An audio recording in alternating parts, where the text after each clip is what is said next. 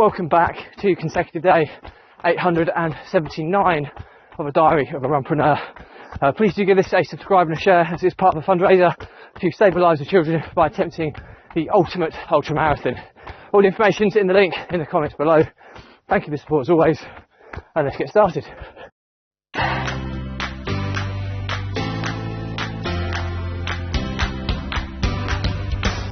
So, consecutive day 879 of a diary of a runpreneur, and I'm here again in the beautiful Greek island of Mykonos, the windy island, and today I'm going to talk about flipping a switch. Now, today has been beautiful, as this whole holiday has been. This island is stunning, but it's like a silent assassin. It is so beautiful to look at and to travel around and to visit. But if you're a runner, put it in perspective, I have not seen a single runner up and down these mountainous routes. I tell a lie, I saw one older guy, he must have been a pensioner, along one of the beaches this morning, or along a little bit of the flat area, just basically going slightly quicker than a walking pace, just trotting along a very small area of flat sea level terrain. And it's tough. I mean, when I talk about flipping a switch, this holiday in so many ways has been so relaxing.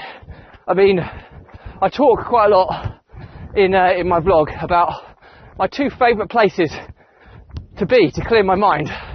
If it wasn't my daily run, it would be up a mountain or by a bit on a beach.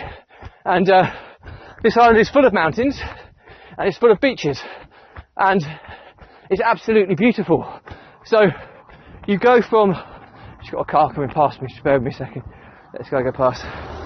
So you go from being in the most relaxing space in your mind, and then you come out for a run, and it is the toughest place I've had to run.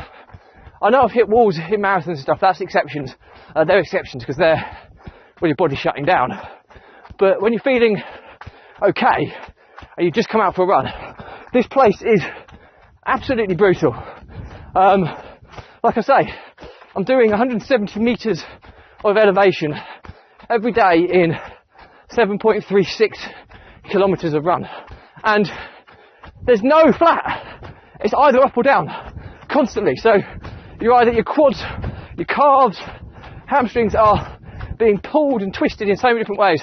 And then not only is it hard enough with the elevation, but it's the windiest place I think I've ever been to. I mean, I'm in a little rut at the moment. That's the only place I can do the vlog because it's coming up the hill on the other side.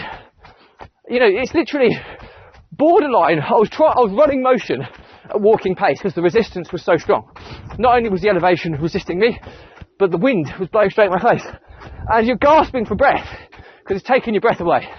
And it's literally, you're asking yourself, my word, how am I going to get through this? And it's not even like an ultra or a marathon, like where those typical thought processes would go through your mind.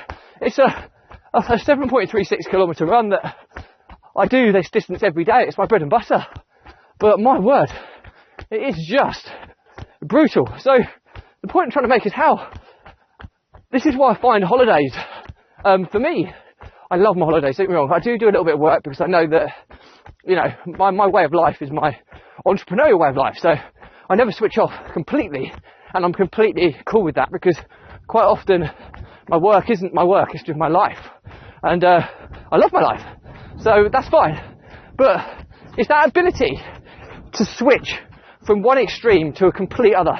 So 1 minute you're lying there sipping a smoothie, a lovely Greek coffee or some kind, with your feet up, getting a tan on a cushioned chair on the balcony, overseeing the sea, you know, and the gentle breeze from your kind of gazebo is just blowing in your. It's just beautiful. And the next minute, you're running up a ridiculously steep off-road hill with 40 to 50 mile an hour wind blowing straight in your face. It's such an extreme from one to the other. And I'm not gonna lie, it's one of those times where the only thing that got me through it today was me telling myself that at least this is like mid-20s and the sun is out.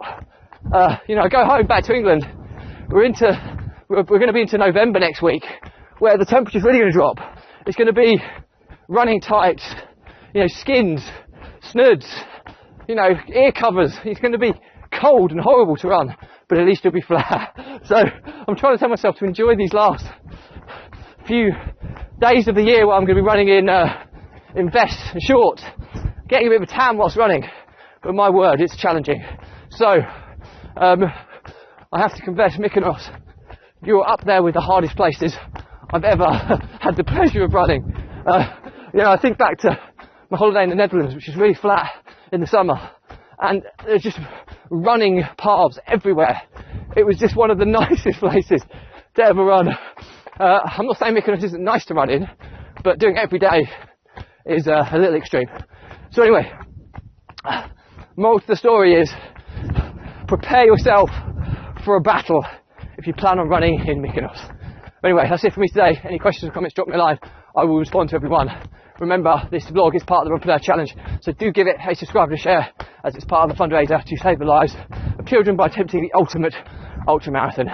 Thank you for your support. As always, stay positive, stay happy, and I'll see you again tomorrow.